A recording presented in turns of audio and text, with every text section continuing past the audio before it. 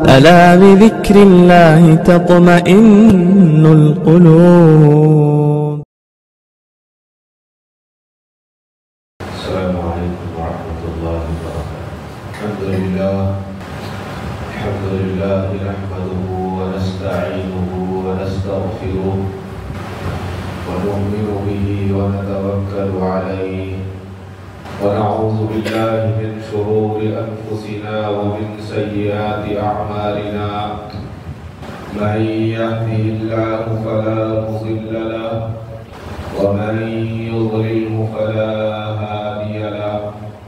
ونشهد أن لا إله إلا الله وحده لا شريك له ونشهد أن سيدنا ومولانا محمدا عبده ورسوله.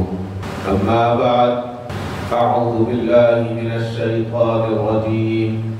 بسم الله الرحمن الرحيم. والفجر وليال عشر. صدق الله مولانا العظيم وصدق رسوله النبي الكريم وعلى آله وأصحابه أجمعين. الحمد لله رب العالمين. محترم حضرات، گزشتہ جمعہ ماہ ذی الحج میں حج کے متعلق چند باتیں عرض کی گئی تھی.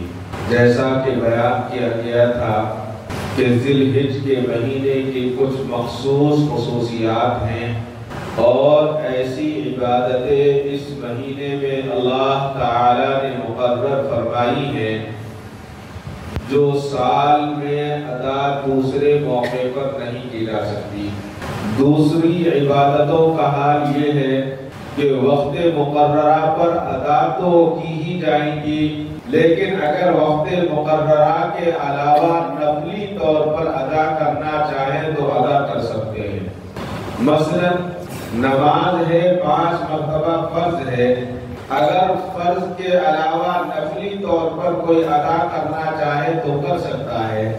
زکوٰۃ سال بھر میں 1 مرتبہ فرض ہے، اس کے علاوہ اگر زکوٰۃ نہیں صدقے کے طور پر عام دنوں میں کوئی دن زکوٰۃ کے علاوہ پیسہ خرچ کرنا چاہے تو کر سکتا ہے. ایسے ہی روزے ہیں، رمضان کے روزے مبارک ہیں، فرض ہیں. رمضان کے علاوہ بھی اگر کوئی روزے رکھنا چاہے نفلی روزے تو رکھ سکتا ہے. لیکن 2 عبادتیں ایسی ہیں جو اس مہینے میں مخصوص ہیں اور وہ دن بھی مخصوص ہیں جو اس کے علاوہ کسی اور دن ادا نہیں کی جا سکتی. سب سے پہلے ایک تو حج ہے، اس کو صرف انہی تاریخوں میں، انہی دنوں میں اور اسی جگہ پر ادا کرتا ہے. اگر ہندوستان میں رہنے والا یہ سوچے کہ میں ہندوستان میں رہ کر حج ادا کروں گا تو حج ادا نہیں کر سکتا. کسی اور ملک میں رہنے والا وہاں حج ادا نہیں کر سکتا. اسی طرح سے قربانی کے جو یہ 3 دن ہیں، جو قربانی اللہ تعالی نے سنت قرار دی ہے اور واجب ہے، تو ان کے علاوہ اگر قربانی انسان کرے گا تو قربانی وہ قربانی نہیں بلکہ نفلی قربانی مانی جائے گی. حج جس طرح سے ذی الحج کی متعین تاریخوں میں ادا کیا جا سکتا ہے، اس کے علاوہ ادا نہیں کیا جا سکتا. عرفات کا میدان ہمیشہ کھلا رہتا ہے، وہاں کوئی دروازہ نہیں ہے، جو چاہے جا سکتا ہے، جو چاہے وہاں بیٹھ سکتا ہے، جو چاہے وہاں رہ سکتا ہے. لیکن عرفات تبھی مانا جائے گا جب 9 ذی الحج کو یا 10 ذی الحج کی رات کو حاجی وہاں پر وقوف کرے گا، ٹھہرے گا. اگر پورے سال کوئی جا کر یہ کہے کہ میں تو عرفات میں 10 دن کا قیام کروں گا، 40 دن کا قیام کروں گا یا 21 دن کا قیام کروں گا، تو وہ قیام کسی قاعدے میں نہیں، کسی فائدے میں نہیں ہے. اس لیے کہ وہ جو قیام کر رہا ہے وہ قانون کے اعتبار سے نہیں کر رہا ہے۔ اسی طرح سے جواہرات موجود ہے جس کو ہم شیطان کہتے ہیں، حج کے ایام میں، حج کے دنوں میں اس کو کنکر ماری جاتی ہے۔ اگر کوئی عمرہ کرنے والا جا کر یہ کہے کہ میں تو جا کر شیطان کو کنکر ماروں گا، وہ تو پورے سال وہاں پر اس کی نشانی موجود ہے، لیکن اس کنکر مارنے کو کنکر مارنے میں شمار نہیں کیا جائے گا، نہ ثواب ملے گا۔ وقوف جو ہوتا ہے عرفات کے میدان میں، مفتیان کرام فرماتے ہیں کہ اگر 1 منٹ کے لیے بھی آدمی اس میدان میں حج کے درمیان پہنچ گیا تو اللہ تعالیٰ اس کو حج میں شمار فرما لیتے ہیں۔ اور اگر کوئی بیمار ہے، سوتا ہوا وہاں سے گزر گیا تو بھی اس کا حج ہو جاتا ہے۔ لیکن اگر یہی عبادت پورے سال دوسرے دنوں میں کی جائے تو اس کی کوئی قیمت نہیں ہے۔ اس لیے قیمت نہیں ہے کہ اللہ تبارک و تعالیٰ نے ان دنوں میں اس کا حکم نہیں دیا ہے۔ معلوم یہ ہوا کہ جو بھی عبادت ہوتی ہے وہ اللہ کے حکم کے مطابق اور رسول اللہ صلی اللہ علیہ وسلم کی سنت کے مطابق ہونی چاہیے۔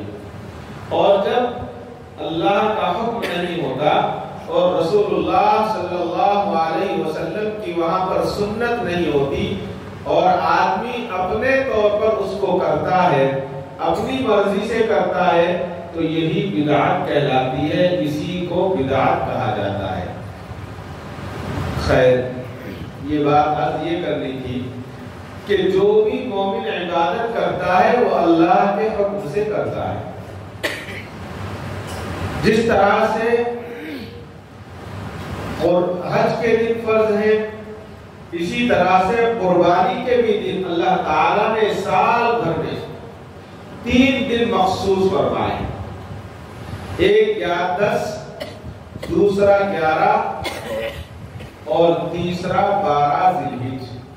ان 3 دنوں کے علاوہ اگر کوئی قربانی کرنا چاہے، نفلی قربانی تو ہو سکتی ہے، اللہ کی رضا کے لیے تو ہو سکتی ہے، لیکن بات یہ ہے کہ اس کی کوئی قدر و قیمت نہیں ہے، کیونکہ قربانی کے نام پر کسی جانور کے گلے پر اللہ کی رضا کے لیے چاقو چلایا جاتا ہے، چھری چلائی جاتی ہے۔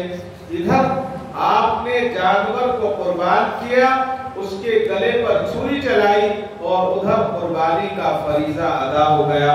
لیکن اگر یہ فرض قربانی کا نہیں، قربانی کے علاوہ ہم قربانی کے دنوں میں نہ کریں، قربانی فرض ہے ہم پر، اور ہم اس قربانی کو نہ کر کے قربانی کے علاوہ 100 جانور بھی ہم قربان کریں گے تو اس ثواب کو نہیں پہنچ سکتے، اس لیے کہ ہم نے اللہ کے حکم کی عدولی کی ہے، اللہ کے حکم کو مانا نہیں ہے۔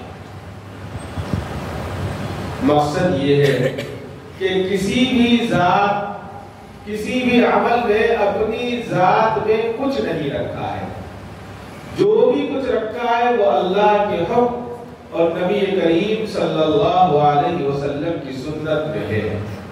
جب کسی بھی عمل کے ساتھ اللہ تعالیٰ کا حکم مانا جاتا ہے تو عمل عبادت بن جاتی ہے اور اجر و ثواب کا باعث ہوتی ہے، اور جب اللہ تعالیٰ کا حکم سے ہٹ جاتا ہے تو اس کی کوئی قدر و قیمت نہیں ہوتی۔ عرفات کے میدان میں اللہ تعالیٰ کی جو رحمتیں نازل ہوتی ہیں، وہاں جا کر وقوف کرنے والوں کو جو ثواب ملتا ہے وہ در حقیقت اس میدان میں جانے سے نہیں، وہ در حقیقت وہاں کی پہاڑیوں کی وجہ سے نہیں، وہ در حقیقت اس صحرا کی ریت اور ان پتھروں کی وجہ سے نہیں، بلکہ وہ جو اجر و ثواب ملتا ہے وہ صرف اس لیے ملتا ہے کہ حاجی نے اللہ کے حکم کو مانا ہے، اور اللہ کے حکم کو مان کر اس جگہ پر جا کر اللہ کے حکم کے بتانے کے مطابق قیام کیا ہے تو اللہ تعالیٰ اس کو ثواب میں لکھ دیتے ہیں۔ اللہ تعالیٰ نے فرمایا کہ 10, 11 اور 12 ذی الحج کو جانور کے گلے پر چھری پھیرو اور قربانی کرو اور اجر و ثواب پاؤ۔ یہ اللہ کو سب سے زیادہ محبوب عمل ہے۔ اس کو یوم النحر کہا گیا ہے، خون بہانے والا دن، اور اس کے علاوہ ہم پورے سال بہاتے رہیں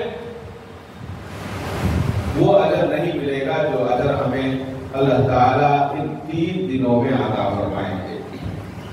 معلوم یہ ہوا کہ جو حکم پر اللہ تعالیٰ کے حکم پر عمل کیا جاتا ہے اس میں اجر و ثواب ہے، اور جو حکم پر عمل نہیں کیا جاتا اس میں اجر و ثواب نہیں ہے۔ ایک چیز اور ہے، آج ہمارے یہاں بہت بڑا مسئلہ ہے کہ ہمارے گھر میں 5 آدمی صاحب نصاب ہیں۔ صاحب نصاب کسے کہتے ہیں؟ جس پر زکوٰۃ فرض ہے۔ اب زکوٰۃ کس پر فرض ہے بار بار بتایا گیا ہے، اس میں سے ایک موٹی سی چیز بار بار سمجھائی جا رہی ہے۔ آج کے زمانے کے اعتبار سے، چاندی کے اعتبار سے، اگر کسی کے پاس 50,000 روپے کا مال ہے، یا 50,000 روپے کیش ہے، یا 25,000 کا مال ہے، 25,000 کیش ہے، یا 20,000 کا مال ہے، 20,000 کیش ہے، 10,000 کا زائد سامان ہے، 50,000 ہو گئے، تو اس پر بھی قربانی واجب ہے۔ اور اگر گھر کے اندر 4 آدمی ایسے ہیں تو چاروں پر واجب ہے، چاروں کو چاہیے کہ قربانی کرے۔ اگر قربانی کرے گا تو ثواب پائے گا، اور قربانی نہیں کرے گا تو اللہ تبارک و تعالیٰ کے یہاں جواب دینا ہوگا۔ اب ہم کیا کرتے ہیں؟ گھر میں 4 آدمی ہیں، 4 آدمیوں میں سے ایک موٹا بکرا لے کر آتے ہیں، مہنگا بکرا لے کر آتے ہیں، اور ایک آدمی کے نام سے قربانی کرتے ہیں۔ ٹھیک ہے، آپ نے جس آدمی کے نام سے قربانی کی اس کی قربانی ادا ہو گئی ہے، لیکن 3 آدمی تو گنہگار رہے، لہذا اس سے بچنے کا آسان طریقہ یہ ہے، اللہ کے یہاں دکھاوے کی ضرورت نہیں۔ اللہ کے یہاں یہ نہیں پوچھا جائے گا کتنے کلو کا آپ بکرا لائے تھے، کتنا مہنگا آپ بکرا لائے تھے، وہاں تو نیتوں کو دیکھا جاتا ہے۔ اللہ کے یہاں نہ گوشت پہنچتا ہے نہ خون پہنچتا ہے، وہاں جو بھی پہنچتی ہے وہ ہماری نیت پہنچتی ہے، ہمارا اخلاص پہنچتا ہے۔ تو اگر ہم نے 15,000 کا بکرا خریدا ہے تو اس میں 3 حصے ہم آسانی کے ساتھ کر سکتے ہیں، بہت آسانی کے ساتھ ہم 3 حصے لیں، 3 آدمیوں کے نام سے قربانی کریں، 3 کے اوپر سے قربانی بھی ادا ہوگی، 3 کو ثواب بھی ملے گا، اور جو گوشت ہے اللہ تبارک و تعالی ہمارے ذریعے سے غریبوں تک گوشت بھی پہنچائے۔ ایک فیشن اور آیا ہے، یہ تو کئی سال سے وبا چل رہی ہے، اللہ حفاظت فرمائے، مطلوبہ غیر مطلوبہ۔ مطلوبہ کا مطلب یہ ہے کہ آپ کو چاہیے کیا؟ ارے بھائی کسے نہیں چاہتا، ہر آدمی کو چاہیے، اور غیر مطلوبہ کا ہے آپ کو نہیں چاہیے۔ بڑے بڑے پوسٹر لگ رہے ہیں، پوسٹر لگنے کے ساتھ ساتھ جہاں بکنگ ہوتی ہے اس پر کمیشن دیا جاتا ہے، اس کے بعد بتایا جاتا ہے کہ آپ کی قربانی بنگال میں کی جائے گی، اور وہاں پر 1500 روپے کا حصہ ہے، 2000 روپے کا حصہ ہے۔ ٹھیک ہے، ہم جانتے ہیں وہاں پر 1500 کا بھی ہو سکتا ہے، 2000 کا بھی ہو سکتا ہے۔ کچھ جگہیں ایسی بھی ہیں جہاں پر 1200 کا بھی حصہ ہے، مجھے معلوم ہے، میں جانتا ہوں اس طرح کے جانور ہیں وہاں، لیکن وہاں پر بڑے کی جانور کی قربانی حکومت کی طرف سے اجازت ہی نہیں ہے، تو آپ کیسے کر سکتے ہیں؟ آپ وہاں پر بیل لینے کے لیے آج جائیے، آپ کو 3,000 4,000 روپے میں بیل ملے گا۔ آپ کہیں گے کہ جھوٹ بول رہا ہے، جائیے آپ راجستھان کے علاقے میں، آپ کو 2,000 میں بیل دے دیں گے۔ جب آپ 4,000 میں نہیں لیں گے تو بولیں گے لاؤ 2,000 کو پکڑو، لے کر چلے جاؤ۔ لیکن آپ جائیں گے کیسے اس کو لے کر؟ ایک تو لے کر جا نہیں سکتے، دوسرے وہاں اس کی قربانی کر نہیں سکتے، اس لیے کہ وہاں اس پر پابندی ہے حکومت کی طرف سے۔ تو یہ جو ہے بہت نازک مسئلہ ہے، میں یہ نہیں کہتا کہ سب غلط ہیں، لیکن اکثر غلط ہیں، سب غلط نہیں ہے، اکثر غلط ہیں، اور سب سے پہلے ان کو ہم غلط نہ کہیں، ہم خود غلط ہیں اگر ہم وہاں قربانی کرا رہے ہیں، اس لیے کہ اللہ نے ہمیں طاقت دی ہے 5000 کی، تو ہم 2000 روپے میں اپنا حصہ وہاں کرا کر اپنے آپ کو آزاد کرانا چاہتے ہیں، گویا ہم اللہ کو دھوکہ دے رہے ہیں، ہم اللہ تبارک و تعالیٰ کے ساتھ سودے بازی کر رہے ہیں۔ اللہ تو ہمارے ساتھ کوئی سودا نہیں کر رہا ہے، کھانے میں ہمیں خوب دے رہا ہے، سونے میں ہمیں اچھی نیند دی ہے، رزق ہمیں اچھا سے اچھا دیا ہے، ہمارے سانس کم نہیں کیے ہیں، پورا سانس ہم لے رہے ہیں، ہر چیز ہمیں موجود ہے، لیکن جب اللہ کے راستے میں خرچ کرنے کا معاملہ آتا ہے تو انسان یہ سوچتا ہے کہ وہاں کم ہو رہا ہے، وہاں پر خرچ کر لیں۔ افضل قربانی وہ ہے کہ آپ جانور کو اپنے ہاں لائیں، اس کو پالیں، پوسے، بڑا کریں اور اس کے بعد اس کی قربانی کریں، اپنے ہاتھ سے ذبح کریں، اس لیے کہ جب آپ کے اپنے ساتھ اس جانور کو پالیں گے، پوسیں گے، بڑا کریں گے تو اس جانور سے انسیت پیدا ہو جائے گی، اس جانور سے محبت پیدا ہو جائے گی۔ ہمارے بزرگوں میں گزرے ہیں، حضرت دارالعلوم دیوبند کے بڑے اساتذہ میں سے تھے، حضرت کا معمول تھا کہ بقرعید ہوتے ہی اتنا بڑا جانور فوراً خرید لیا کرتے تھے کہ اگلے سال اس کی قربانی کرنا ہے، اور اس جانور کو لے کر جب آپ پڑھانے کے لیے دارالعلوم میں آتے تو جانور آپ کے ساتھ ساتھ پیچھے پیچھے آیا کرتا تھا اور اس کو اپنے ہاتھ سے کھلایا کرتے تھے پورے سال، اور جب قربانی کا معاملہ آتا تو گھر کے بچے اور گھر کے بڑے اس جانور سے اتنی محبت اور اتنی انسیت پیدا ہو جاتی کہ جب جانور کو ذبح کرنے کا وقت آتا تو گھر کے بچے سب رونے لگا کرتے۔ یہی اصل قربانی ہے۔ اب اس سے بھی اپ گریڈ آیا ہے اس سال، ہر سال نیا چاہیے نا انسان۔ اس سال پہلے کیا آ رہا تھا کہ آپ کی قربانی کہیں کی جائے گی، گوشت پیک کر کر بانٹ دیا جائے گا، یا آپ چاہتے ہیں تو آپ کے گھر بھیج دیا جائے گا پیکٹ میں، آپ کا گھر گندا نہ ہو۔ ارے اللہ کے بندے، اگر قربانی کرنی ہے، اللہ کو خوش کرنا ہے تو گھر کہاں سے گندا ہو جائے گا؟ اگر میرے گھر میں قربانی ہوگی یا میری جگہ پر قربانی ہوگی تو ہمارے بچوں کو پتا چلے گا نا کہ قربانی کا کیا نام ہے، ان کو اس کی اہمیت کا پتا چلے گا، ان کو معلوم ہوگا قربانی کیسے کی جاتی ہے۔ اب گریڈ کیا آیا ہے؟ اب گریڈ یہ آیا ہے، ابھی ایک اعلان میں نے پڑھا کہ اگر کسی کو قربانی کرانا ہے اور گوشت نہیں، کباب سکھا کر منگانے ہیں تو آپ ہم سے رابطہ کریں۔ لا حول ولا قوت الا باللہ۔ قربانی کریں گے، اس کے کباب بنا کر مسالہ ڈال کر سکھائیں گے، اس کے پیکٹ بنا کر آپ کے گھر کو بھیج دیں گے، اور لوگ بڑے خوش ہیں، لوگ کہہ رہے ہیں کہ بڑی سہولت ہو گئی ہے، بڑا اچھا ہے، اس کو کرنا چاہیے۔ یعنی دین کو ہم نے مذاق بنایا ہے، کرنے والے بھی مذاق بنا رہے ہیں، کروانے والے بھی ایسے ہی ہیں۔ کرنے والوں کو تو اللہ تعالیٰ ضرور پکڑیں گے، انہوں نے تو اس کو جو ہے بزنس بنایا، یہ عبادت تھی، عبادت کو بزنس بنایا۔ جیسا میں نے گزشتہ جمعہ کیا تھا کہ پہلے حج کا سفر، عمرے کا سفر مقدس سفر ہوتا تھا، جب ان سفر کرنے والوں نے، کروانے والوں نے ٹور کے نام دیے تو اب ٹور ہونے لگا۔ اسی طرح قربانی کو جو ہے، قربانی ایک مقدس عبادت ہے، اللہ تعالیٰ کی محبوب عبادت ہے، اب عبادت کو بزنس بنا لیا، اور عبادت کو بزنس کے ساتھ ساتھ کروانے والے بھی اس میں شامل ہو گئے۔ اب ایسی عبادت کا کیا فائدہ جس سے اللہ تبارک و تعالیٰ خوش نہ ہو؟ گوشت پورے سال کھاتے ہیں، سارا پورا ہندوستان نہیں، پوری دنیا گوشت کھاتی ہے، لیکن سچائی یہ ہے کہ قربانی کے گوشت میں جو لذت آپ کو ملے گی کسی اور گوشت کا لذت نہیں ملتی۔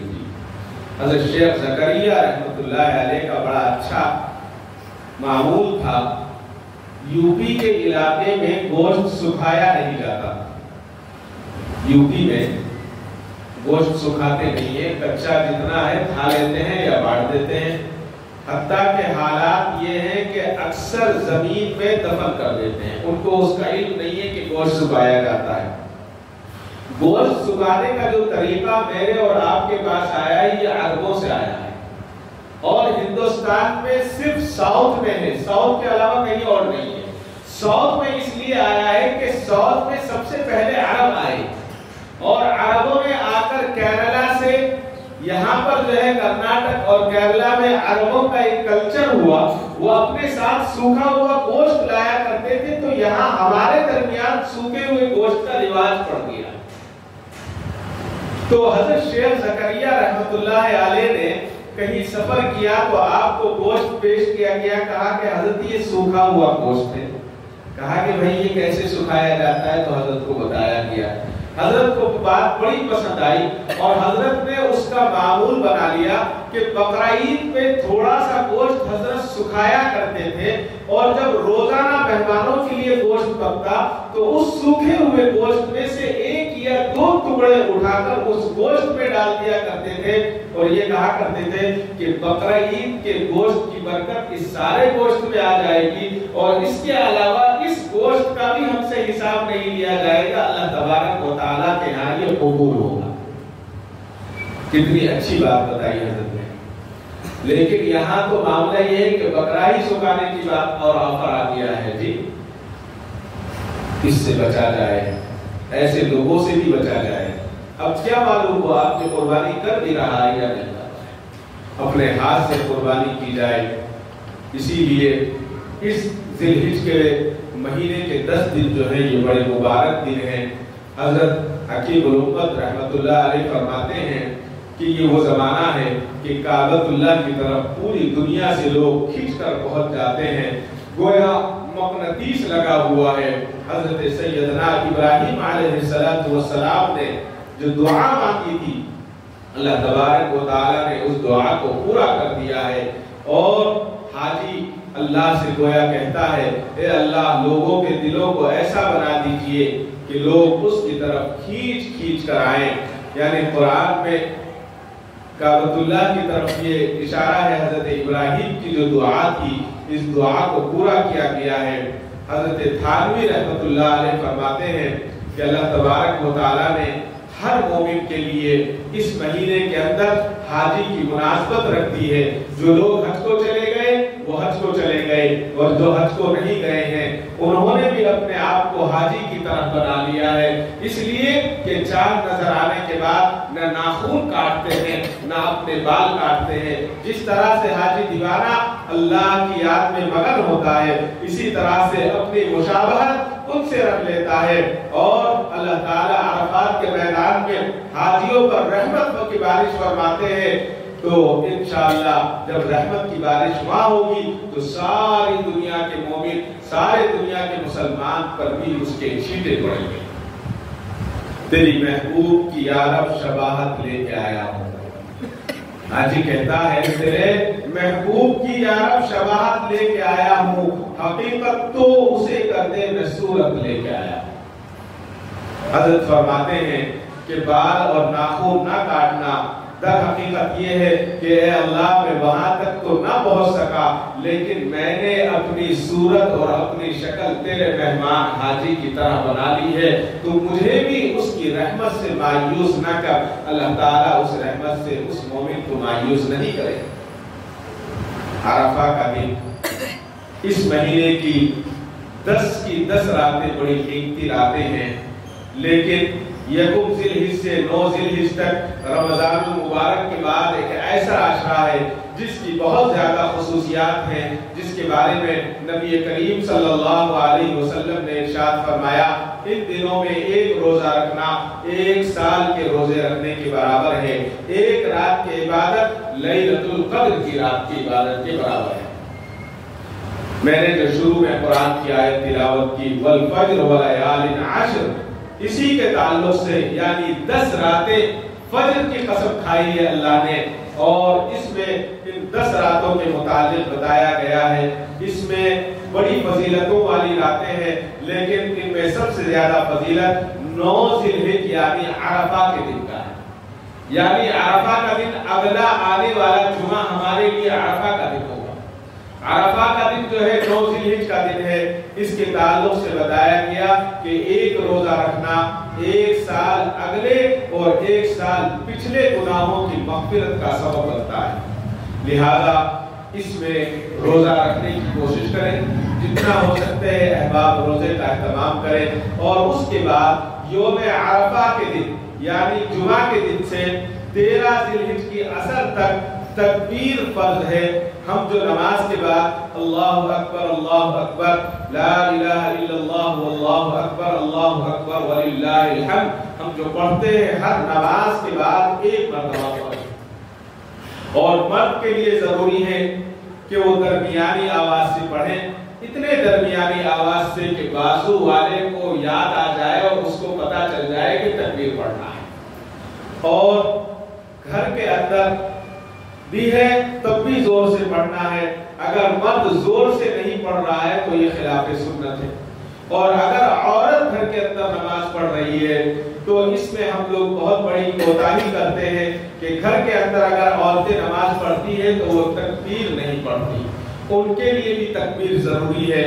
9 ذی الحج سے لے کر ان کو بھی تکبیر پڑھنی ہے، عورتیں بھی تکبیر پڑھیں، آہستہ پڑھیں، مرد حضرات تکبیر زور سے پڑھیں، اور جیسا کہ میں نے عرض کیا گیا اللہ کے نبی صلی اللہ علیہ وسلم نے ارشاد فرمایا صاحب نصاب پر قربانی واجب ہے، اگر قربانی نہیں کرتا تو اس کو چاہیے کہ وہ مصلی لے کر ہماری عیدگاہ کے قریب نہ آئے۔ اللہ کے نبی صلی اللہ علیہ وسلم نے اتنا سخت معاملہ فرمایا، اگر عیدگاہ کے قریب نہ آنے کی وعید اللہ کے نبی نے فرمائی ہے تو اس سے پتہ چلتا ہے کہ کتنا سخت ہے، اور جس پر علماء کرام نے مفتیان کرام نے اتنا بھی لکھا ہے اگر جس پر صدقہ فطر واجب ہے اس پر عید کے دنوں میں قربانی کرنا واجب ہے۔ اب یہاں پر ایک مسئلہ یہ ہے کہ اگر کوئی صاحب نصاب نہیں تھا اور بقرعید کے دن تک بھی وہ صاحب نصاب نہیں تھا یعنی 10 ذی الحج تک، اور 11 ذی الحج کو وہ صاحب نصاب ہو جاتا ہے، اس کے پاس 50,000 روپے کا مالیت کا مال یا اتنا پیسہ یا اتنی زیادہ اشیاء اس کے پاس ہے تو اس پر بھی قربانی واجب، حتیٰ کہ اگر 13 ذی الحج کے دن اس کے پاس مالدار ہو گیا، اس کے پاس پیسہ آ گیا تو بھی اس پر قربانی واجب ہے۔ یہاں جو میں نے شروع میں عرض کیا کہ ہم یہ غلطی کرتے ہیں کہ ایک بکرا خریدا، ایک مرتبہ شوہر کے نام سے، ایک مرتبہ حضور کے نام سے، ایک مرتبہ والد کے نام سے، ایک مرتبہ اہلیہ کے نام سے، اس طرح سے قربانی نہیں ہوگی۔ قربانی ایسے ہی ہے، سب سے پہلے اس کے نام سے ہے جس پر قربانی واجب ہے، وہ اپنے نام سے قربانی کرے، ہاں اس کے بعد اللہ نے اسے دیا ہے تو وہ اپنے والدین مرحوم ہیں تو ان کے نام سے بھی کرے، اللہ نے دیا ہے تو حضور کے نام سے بھی کرے، اللہ نے دیا ہے تو حضرت سیدنا ابراہیم علیہ السلام کے نام سے بھی کرے۔ لیکن پہلے قربانی اپنے نام سے ہے جو زندہ ہے۔ زندہ کیا کرتے ہیں کہ پہلے اپنا چھوڑ دیا، جو مرحومین ہیں ان کے نام سے شروع کر دیا ہے تو ان کے نام سے آپ نے قربانی کر دی ہے، ان کو ثواب مل جائے گا لیکن آپ گنہگار ہوں گے۔ لہٰذا اس مسئلے کو اور بھی اچھی طرح سے سمجھیں، معلوم کریں۔ ضروری نہیں ہے کہ ہم بکرا کریں، ضروری نہیں ہے کہ ہم اونٹ کریں، بڑے جانور کی قربانی بھی کی جا سکتی ہے جس میں حصہ لیا جاتا ہے۔ اسی طرح سے ایک مسئلہ بار بار لوگ پوچھتے ہیں کہ قربانی کے جانور میں عقیقے کا کیا جا سکتا ہے یا نہیں۔ جو لوگ جنہوں نے قربانی کر لی ہے اور کر رہے ہیں اور اگر حصہ بچ رہا ہے، گھر میں کوئی آدمی ایسا ہے جس کا عقیقہ نہیں ہوا تو قربانی کے جانور میں عقیقے کا حصہ لیا جا سکتا ہے۔ تو قربانی کے جانور میں عقیقہ بھی کیا جا سکتا ہے، خود بھی کھائیں، غیروں کو بھی تقسیم کریں، اور اگر قربانی کا جانور ہے اور ہم نے قربانی کی ہے اور ہمارے اڑوس پڑوس میں غیر بھی موجود ہیں تو ہم قربانی کا گوشت ان کو بھی دے سکتے ہیں۔ جس طرح سے زکوٰۃ ہم نہیں دے سکتے لیکن قربانی کا گوشت ان کو دے سکتے ہیں۔ اللہ تبارک و تعالی اس مہینے کی مبارک راتیں جو آ رہی ہیں، اللہ تعالیٰ ان راتوں میں ہمیں عبادت کی توفیق عطا فرمائے، اور خصوصاً یوم عرفہ کے دن اللہ تعالیٰ ہم تمام کے لیے یوم عرفہ کو مغفرت کا دن بنائے، اور جتنے حاجی گئے ہوئے ہیں اللہ تعالیٰ تمام کے حج کو قبول فرمائے۔ وآخر دعوانا الحمدللہ رب العالمین۔